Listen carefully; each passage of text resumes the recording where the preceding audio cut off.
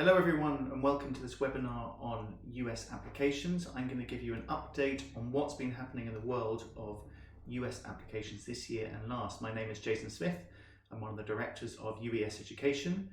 We focus on helping students go to American universities. We actually help students apply to all over the world, but as you're about to find out, America is by far the most complicated application process. And there have been a lot of changes over the last few months and over the last year, and I'm going to try and explain what those all are, and what that means for you, and some of what I might say might surprise you.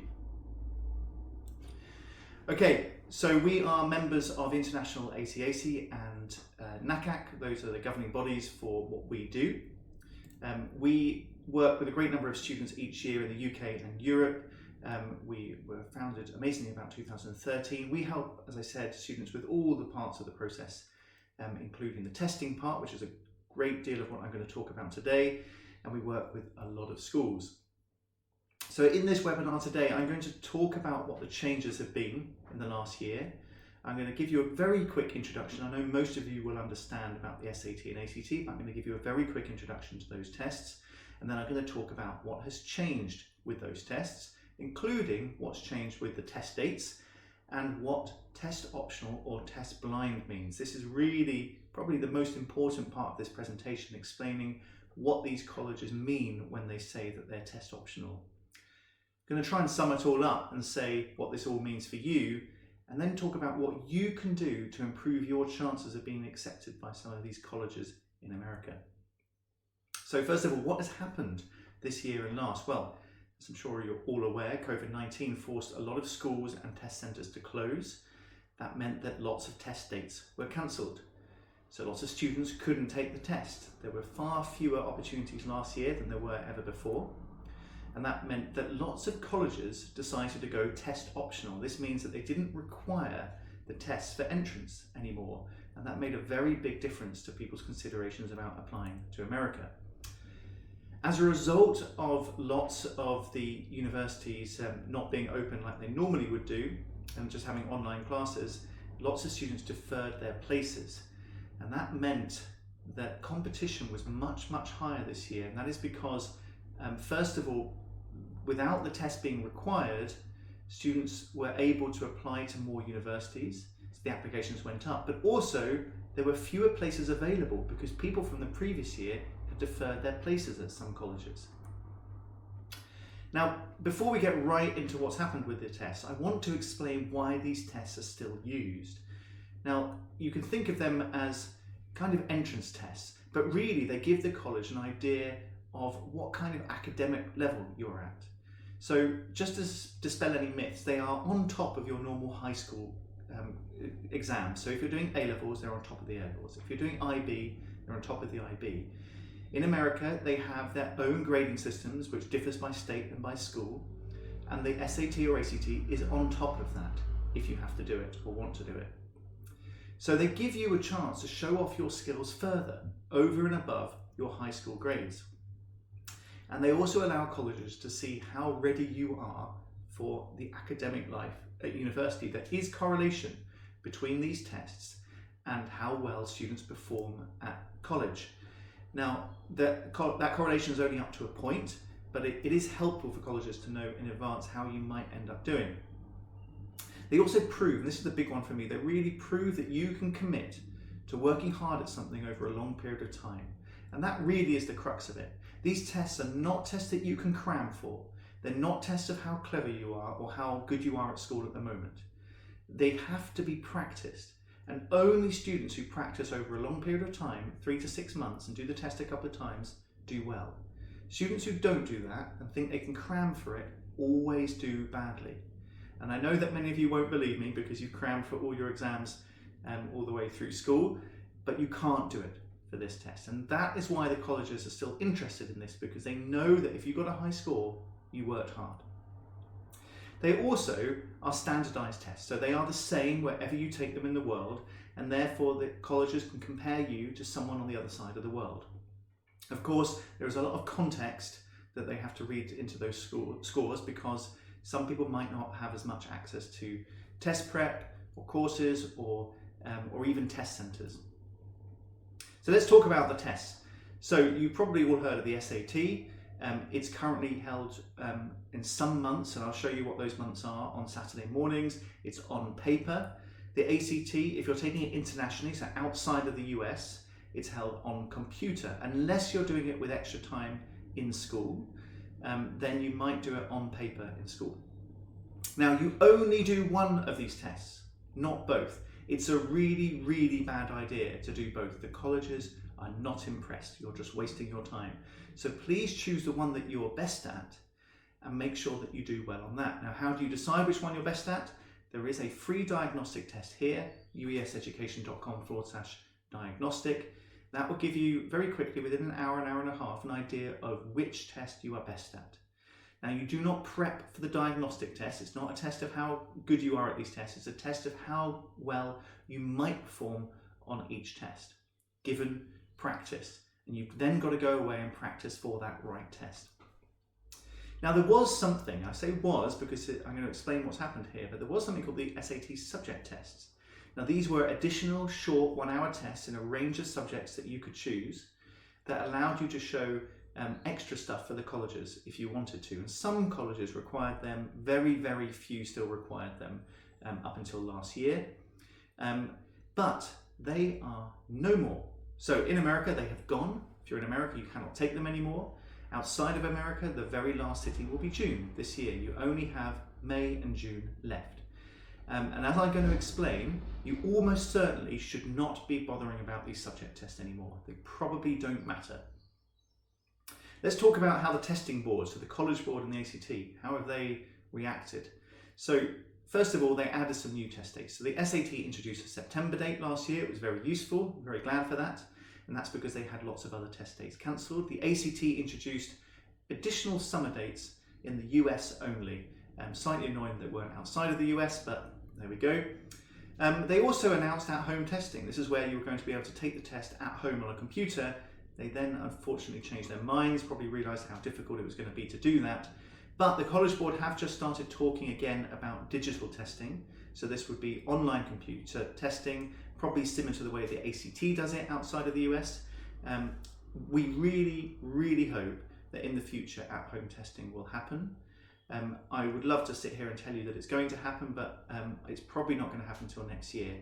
It is already happening with some other tests. So graduate exams like GRE and GMAT are doing it online at home. It's fantastic, and I can't wait for it to happen for the SAT and ACT, but not at the moment, probably not this year. Here's the other big change. The SAT has scrapped the essay. The last time you can do it anywhere in the world will be June in America. Apart from that, outside of America, it will be May. So you've only got March and May to do the essay. Here's our advice about this, and I'll explain this again in depth in a moment, but you probably do not need to worry about this. I would say only bother doing it if you've already started preparing for the essay. But even before this, almost no colleges looked at the essay at all. And as I've said, the subject tests are disbanded. Last sitting is in June outside of the US. So let's talk about some advice for you for the SAT subject tests and essays. So you should only write the essay portion of the test if you have already prepared for it. And then your last chance to do it is May. And that's because June is subject tests only. So if you're booked into March and you're booked in with writing, then fine, do it. If you've already started preparing for the essay, then fine, do it in May. But if not, don't worry about it. Honestly, colleges are not going to care about it. The other advice then will be for ACT students. Now, there is still an ACT essay, but because the SAT essay won't be looked at and students can't take it, it would be pretty unfair of colleges to require it or consider it for ACT students. So I think it is highly unlikely that colleges will care about the ACT essay. But again, for now, just hedge your bets, you might as well prepare for the ACT essay. It's not hard to do. Honestly, it's the easiest bit of the test. So just do a bit of practice for it, get some advice on it, and you should be all right with the essay. Subject test. As I said, you should not take the subject test. The only reason you might do it is for one of two reasons. One, you've finished your SAT or ACT prep already, because that is definitely the more important side of things. And you've already started preparing for subject tests, then fine, maybe consider doing the subject tests in May and or June.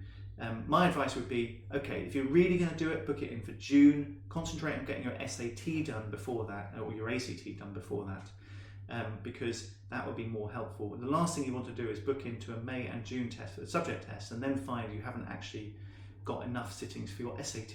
That would be annoying. Or the other reason that you might still do it is if you have if you're planning on applying to colleges outside of the US where you need to have the subject test. Now that's very few and far between, but it has happened with some students who were applying to the UK and were given conditional offers based on having subject tests. That's normally for students who are outside of the UK and didn't have access to other tests. And unfortunately some of the colleges have not relented on that, and then they might have to come and do these subject tests. So if you're in that situation, do it. Other places I've heard about, like Korea, that often require the Korean SAT subject test. You will probably have to do that test this year. Otherwise, so you've got May and June, so do go and get it. But after this, it will all just pan out because these tests just won't exist anymore.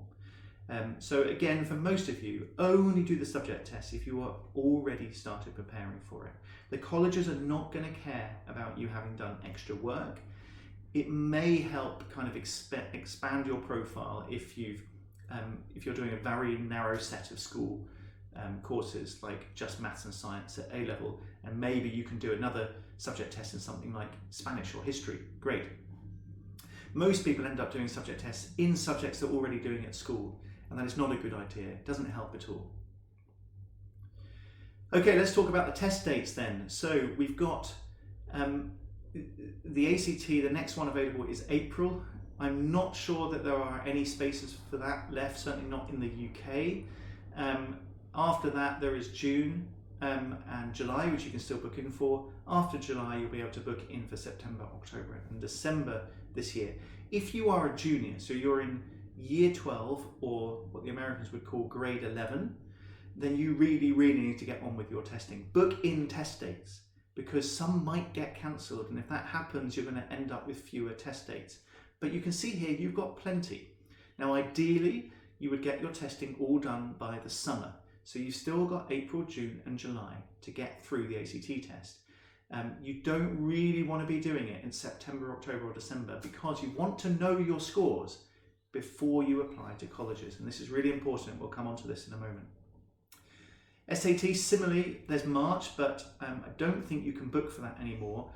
You might be able to get late registration for it. There's not many spaces available. Then there's May after that.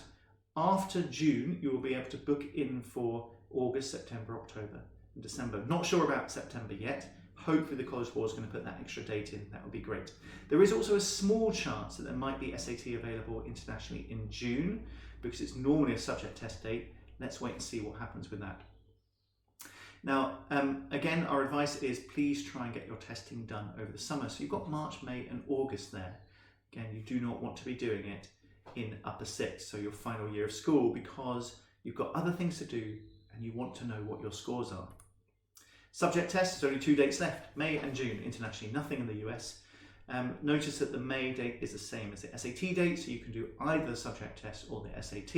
If you are an SAT student, then consider doing the SAT in May, not subject tests. But you've still got June there as an absolute last backup. I suspect very few people will be doing that. And again, hopefully there might be SAT available on the June date, but we're not sure yet. If you are already booked in for subject tests and you're sitting here thinking, well, I don't see the point in doing them anymore, you can cancel for a full refund. The College Board have agreed that. So you should be able to log into your College Board account, cancel the test and get a full refund if you're booked into subject tests. If you'd like to swap to the SAT, you might be able to do that too for the May test, because they have said that you should be able to swap over to that. So do give that a go as well. So what have the colleges said as a result of this? So last year when the whole pandemic happened, most of them dropped their SAT, ACT requirements. I say most, there are about 1,500 4-year accredited undergraduate colleges in the States, and about 1,000 of them or so have gone test optional or test blind, which is great. Now that means that you don't have to submit the scores anymore, and I'll explain how that affects you in a moment. Most of them dropped subject test requirements. Very few required them anymore anyway. There were some exceptions like Georgetown, MIT, Caltech, and most of them dropped those requirements last year because they realised it was going to be too hard for students to take the tests, and they have now decided to drop them permanently in most cases. Because the College Board is cancelling the subject test, nowhere will require or probably even consider subject tests in the next round. Online classes this academic year, yeah, as you know, most universities in the world have gone online, and that is slightly annoying, and that's why a lot of students ended up deferring their places. Right, let's get on to the really important topic here. What does test optional mean? Well, as the name suggests, you don't have to submit your SAT or ACT scores to apply. You can, though, still submit the scores if you want to, and they will be considered if you submit them. This comes to a logical conclusion, which is that it must help your application to submit good scores. It couldn't possibly be any other way, because otherwise why would they be looking at them? But the question really comes down to, what does good mean? And I'm going to explain what that means in a moment. But not submitting scores doesn't mean that you're at exactly the same level as if you did submit scores. That's not what test optional means. It means that if you submit them, they will be looked at, and good scores will help. In general, we say that good means they are reflective of your academic ability. So if they are at the same sort of level as your high school grades, it's going to give some evidence to the college that you know what you're doing there. I'm going to explain that in more depth in a moment, but first of all, test blind scores will not be considered even if submitted at test blind colleges. So you can submit to UC Berkeley or UCLA and they will not look at them. But here's the really big thing: do not choose your colleges just on being test blind. This is the same advice we used to give before the pandemic. Don't choose your colleges just on being test optional. It's not a very clever way to choose your American colleges. And the reason for that is that lots of people outside of America, and even in America, don't understand what colleges are actually looking for. They are not just looking for people who do really well at school. They are looking for people who fit them well. And that means that you have to really find the best fit colleges for you. And there are lots of ways of doing that. I can explain more in the questions afterwards, but it's really important that you spend time researching colleges and understanding where you would fit in, because that is how they're going to judge you. And academics is one part of that. Testing might be one part of that. But just going, oh, I'm going to apply to these colleges because they're all test optional, or these are all test blind, I'm not going to bother doing the test, is an awful way to think that you're going to get in. You are probably not going to get in anywhere if you approach it that way.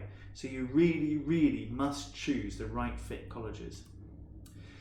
This whole thing about test optional, test blind is not new at all. It's been going on for a long time. Some famous colleges like NYU, UChicago have been test optional or test flexible in the case of NYU for many years. And we've always given the same advice, which is you should consider doing testing and you should submit the scores if they're good. You don't have to though, but look at the sort of people who are getting into those elite colleges. They are going to be people who are doing more, not less. So when should you submit your scores to colleges? Well, you've got to be very careful. You should only submit them if they're in range. And what we mean by that is look at the college websites, look at the freshman profile for last year and see what the middle 50% range of scores was. And they all publish this. So you normally see a median, gives you the average score, and you'll see the middle 50%. And that tells you that, for instance, at Carnegie Mellon, the middle 50% was 1490 to 1570, so 25% of people got into Carnegie Mellon on less than a 1490. 25% of people had more than a 1570 and were admitted. So this is the admitted students range. Now, what that means is that you shouldn't be sitting there thinking, oh, it's okay, because I could get less than a 1490 and get in. Yes, you might do, but you've got to have something else in your background, something else in your resume, if you like, that shows that you are the right fit for that college, academically and personally. So you've got to be wondering, what did those students who got in on less than a 1490, what did they have that I might not have? And maybe you do have something really amazing that makes you a very good fit for Carnegie Mellon. Great. and testing might not be the perfect way of you showing off your skills. But ideally, you would have a good score that puts you in that range, and then you can submit it, and that provides some more evidence to Carnegie Mellon that you are the right academic fit for that college. Other colleges, Occidental, for instance, Barack Obama's first college, the middle 50% range last year for the ACT was 28 to 33. They'll always publish SAT and ACT, by the way. And that means that you really want to be around 30 to make sure you're in that range there. The other thing I want to point out is that getting higher than that range doesn't make you more likely to get in. Getting in the right range is the key thing. Getting more than that, you could be wasting your time because you could have been doing other things that are going to make you a good fit. So the colleges do not care about the difference between a 1500 and a 1600. That's not showing them very much at all. But doing another really good extracurricular activity or something might do. Submitting below that range, just to sum it up, might not look very good. It doesn't mean you can't submit it, but you should really think twice about submitting scores because these are all test optional. In the past, it was easy.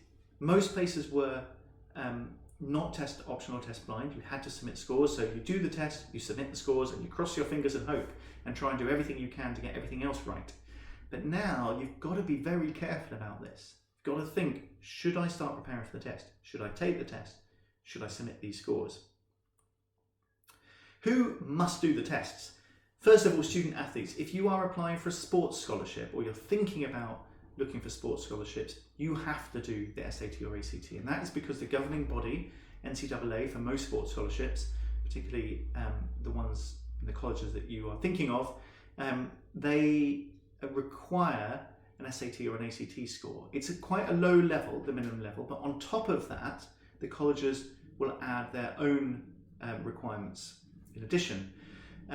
So the other good thing is that if you get a test score in, you can go on an official visit when you're able to these colleges where in some cases they will pay for a lot of stuff to show you around if they think that you might be a good candidate for a sports scholarship. What a lot of sports athletes don't understand is that the athletics is one side of it, academics is another side. Getting better academics will help you get a good sports scholarship because it's going to provide confidence to the university that you're going to be able to cope when you're there. So doing very well at sports and also well at school is going to help you if you want to be a sports scholar. Merit scholars, so these are people who get academic scholarships. Sometimes they're very easy to apply for, just a tick in the box when you apply. Sometimes you have to go through a long process. What they generally have in common is that you have to demonstrate much higher academic ability than the normal students who are admitted. And that might be through a test. Not doing the test doesn't show that you are really committed to doing academic things, so you do have to consider that. Anyone applying to colleges where it's still required, for instance, Florida, the state system in Florida still requires the tests. Georgetown pretty much still requires them. They say highly recommended. It's very unusual that people don't do tests if they're applying to Georgetown, and there's other examples like that, so do be careful. And anyone who thinks that the test could show off their academic ability. This is really the crux of this talk about testing, is that you shouldn't go into this process thinking that you don't need to do the test. Start preparing for the test, because if you do well, it's going to help show off your academic ability to these colleges. So if you're in year 12 or below, so that's junior year or below, or grade 11 or below, you should start preparing just in case. You should start preparing now. It doesn't mean that you will take the test. I would recommend booking one in because that will motivate you to prepare for the test, but then see how you're doing in mock tests as you get close to it. Do not assume that you don't have to do them. I'm going to keep saying that over and over again. Year 11, grade 10, you should think about taking a diagnostic test. I don't want this test to get in the way of your high school exams if you're doing any. Last year there weren't any GCSEs, for example, so a lot of students started preparing early and they started doing courses and prep at Easter, so August this time last year. That meant they were well ahead of where they would normally be by the time they took their tests. And even though tests were cancelled, they had plenty of opportunity to take them. Now, At the moment, I would suggest maybe start thinking about taking the diagnostic test. It's not too early to take it. Remember, you don't prepare for it. You just sit down, give yourself an hour and a half, take the test. It'll tell you which test you're best for. Then start preparing in the summer. Consider doing a course, prepare properly over the summer and take your first test, maybe in the summer, because when you get to year 12, so juniors, take your first or second test in the autumn, so September through to kind of December time, and then you could take your next one in the spring, and hopefully you'll be done by then. But if you do have to do another one, you've got the summer. So students who are just starting in year 12, you really need to get on with it, because you want to take your first test soon. We're talking April, May or June, and then hopefully take your second one over the summer, and you may have to do a third one in the autumn. Hopefully not though, you don't really want to be doing it then. And the reason for that, as I've been saying all the way through, is that you want to make sure that you are applying to a well-rounded, good fit list of colleges. That is absolutely the single most important thing you can do to improve your chances of getting into college. If you don't do that, it's going to be very, very difficult for you to be admitted, testing or not. But if you choose your colleges properly and correctly and don't just think about big names, then you can look at that and go, right, well, what should I do now with regards to testing? And then you can decide whether or not to submit the scores. Don't do that process backwards. Don't do badly at a test and then decide where you're going to apply, or don't decide not to do any tests and then suddenly only apply to test blind places. It's not a great way to choose best fit colleges. Registration is open for the ACT right through to July. So you can book in maybe April if you've got any spaces, and you've got May and June and July to take the April, June and July to take the ACT test. After July you'll be able to book in for the following dates. SAT, you can book your SAT in March, maybe if you get late registration, or May. June is for subject tests, internationally only, and there may be some availability for SAT. Watch this space. Always, always, always register early. Book a few tests ahead, because you will probably need to do it more than once, and they always get booked up. But people don't listen to me. And what will happen is the April ACT will go by, and suddenly everyone will book in for June, and you might have missed the boat. So book ahead to June now. And just to, not to dwell on this, but just to explain what colleges say about this. For instance, Yale says that they do expect that students will still be submitting SAT and ACT scores that they feel are representative of their academic strengths and ability. They're not saying, oh, don't submit it. They're saying, no, submit it if you think it's going to help. So clearly doing the test and getting a good score is going to help your profile. Now, if you cannot get a good score, then don't submit it. But don't start the process assuming you can't. If you're very good at school, and if you're thinking about applying to America, I assume you probably are, then you should be the sort of person who can do well on the test. So buckle down and do it. So what does this all mean for you? Well, it means that more people are applying to US colleges than ever before. We're talking about 60% increase at some colleges in the early round. At one college, so Colgate College, for instance, it was 102% increase, more than double the number of students applied this year. And that is because they no longer required the tests. This means that the competition is much, much higher. There are, of course, lots of people applying to those colleges who shouldn't be applying just because they now think, oh, I can apply and I don't need to do the tests. But it also means there's a hugely diverse range of people applying to the colleges, and you are more up against it than ever before. It doesn't mean you can't do it. Clearly people get in all the time, and there are hundreds of thousands of places across America, if not millions. So you should be able to find places that fit you well. Students think that if the tests are optional, then it's easier to get in, but it's not. It's harder. The choice is harder. Finding the right fit colleges is harder, and deciding what to do about the tests is harder. So reiterating it again, choosing the right fit colleges is more important than ever, and everything else in the application will be looked at more closely. Your high school grades, they will pay more attention to that. Your extracurriculars will be looked at in more depth. your references, your essays, those things are really, really important. There are lots of things you can do to improve your chances. Do not focus just on academics. I'm not going to sit here and say that testing is the answer. Testing is one part of it, and it's probably the most annoying part of it, but it is a good way, particularly because A-levels and GCSEs in many cases were cancelled. It's a good way of proving to the university that you actually can do well on some exams. So what should you do now?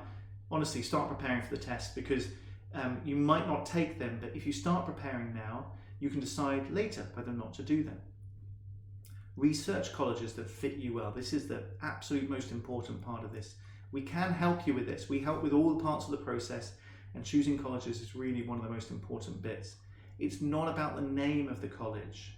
And many people think, oh, I'm just going to apply to all the Ivy League colleges, without understanding that they are so different from one another that you couldn't possibly get into all of them. And it also shows that you know nothing about what American colleges are like, and therefore you're probably not going to have approached it in the correct way.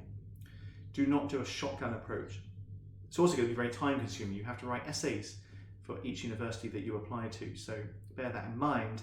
So research colleges, there are good ways of doing that. You can use sites like niche.com, Unifrog if your school has it. You can filter down on things that are important to you, like size and location and climate. But there are more nuanced things as well, like what is the program like there? What kind of majors do they offer? What kind of students and political outlook and cultural outlook does the college have? How liberal is the course in terms of its offering? Does it have certain requirements that you just don't know about, like having to have more maths that you don't have? So those sorts of things are important, and you really, really need to look into that. Make sure your school grades are excellent. School grades are the most important thing in all of this. It's not just about academics, and being a perfect student in all the tests and high school grades will not get you in to colleges in America. It might get you in UK and Europe, that would be great, but probably won't get you in America, because it's about other things, particularly extracurricular activities.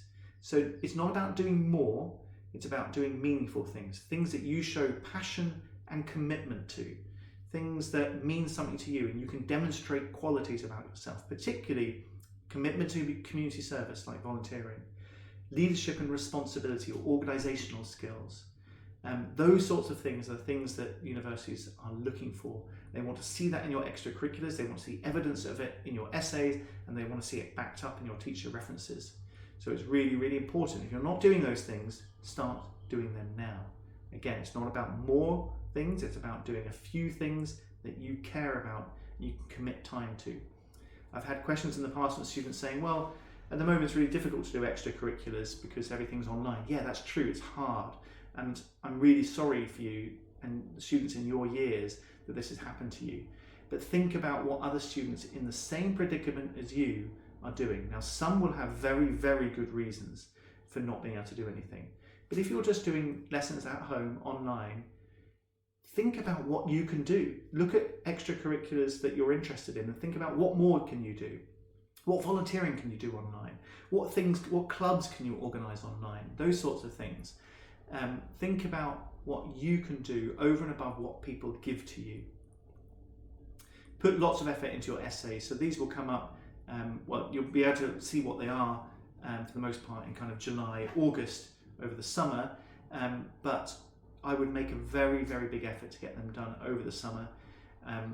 And you really, really want to get someone to give you some idea of what is necessary in those essays. They're very, very different from UCAS essays, for example.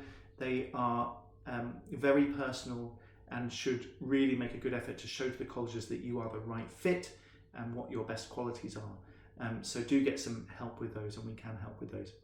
So should you do other tests? A lot of people have been asking, because the subject tests have gone and I want to show breadth of knowledge or academic ability, should I do something else? Well, the first thing is always prioritise your school grades and the SAT or ACT first, before you start thinking about other tests on top. Don't do both the SAT and ACT. No one will care. It will be a waste of your time. Just do one of them. But you might consider AP tests. Now, APs are advanced placement tests. Many international schools outside the US will offer them. In America, it's quite common for students to take them either because their school makes them take them or because they want to do it on top. Outside of the US, it might be difficult for you to find a place where you can do them. You might have to persuade your school to administer them, or you might be able to register for the test at another school. Now, you normally have to do this well in advance, normally by November, to be able to take the test in May. So it's probably too late for this year, but you would only do that if you're really thinking, okay, look, I'm going to do some APs because I can do something else on top of my school grades. Now, again, the mistake that people make is they think, well, I'm doing maths and science at A level, so I'm going to do a maths and a science AP test. No, that's not going to help because your A levels or your IB is already good enough. If you could do something different, if you could do a Latin AP test or a Chinese AP test, great, because that's something in addition to show something extra. So that's the only reason I would say think about that. We can help with AP tests. Apart from that, look for other academic courses you can do. There are loads of amazing free ones. MIT OpenCourseWare, for instance, they put all their lectures online. You can go and take them. It's fantastic. There are lots of courses you could do. You could do a language course, or you can do an extra, I don't know, astrophysics course or something. Those sorts of things are good. They show intellectual curiosity. Do things that you care about and that you like, and show that you love learning. That's really, really important. So a few predictions just to take us towards the end here. Colleges will continue to accept scores. So many will remain test optional. Some, as I said, there are hundreds where they are still required, but many will be test optional for the next year or two. But tests are going to become more important, not less. And that is mainly because there are more people applying, so if you can stand out with tests, but also because A levels and IBs and other high school exams were cancelled, it means that you need to be able to show something to the university that gives proof that you've got an academic ability. And SAT or ACT might be a good way to do that. Remember that in America, students tend not to have final exams at the end of high school. They have tests all the way through. And that's how they get a GPA. GPA is a measurement of their continued ability or continued progress at school. So they don't have this disadvantage that we do outside of the US, in that they don't have their exams cancelled. At any point, the universities can see how well they're doing at school. But you need to be able to prove your ability at school to the colleges, and the SAT or ACT might be a good way to do that. I do hope that SAT and ACT will offer at-home testing next year, and it will become the norm once it's out. As I said before, I can't wait for this to happen, but I don't think it's going to happen this year. I do think the ACT will scrap their essay because the SAT has done. I don't think colleges will care about it. Here's another wild prediction that maybe another provider, aside from the SAT or ACT, will bring out a rival test, and it will be an at-home online test. Let's see if that happens. I've got a few ideas who that might be, but I won't say for the moment. Just to sum up, it's not just about the test. Remember that US applications are holistic, which means that everything in your background is considered, and you need to think about what you can do to highlight your best qualities. What can you do now to use your time wisely? You've got a lot of time available to you. Think about what you can do academically. Make sure your school stuff is good. Think about starting to prepare for tests. Choose some good colleges, and really importantly, make sure you're doing extracurriculars that are meaningful, where you can show passion, commitment, leadership, responsibility, organisational, community service, all those sorts of things.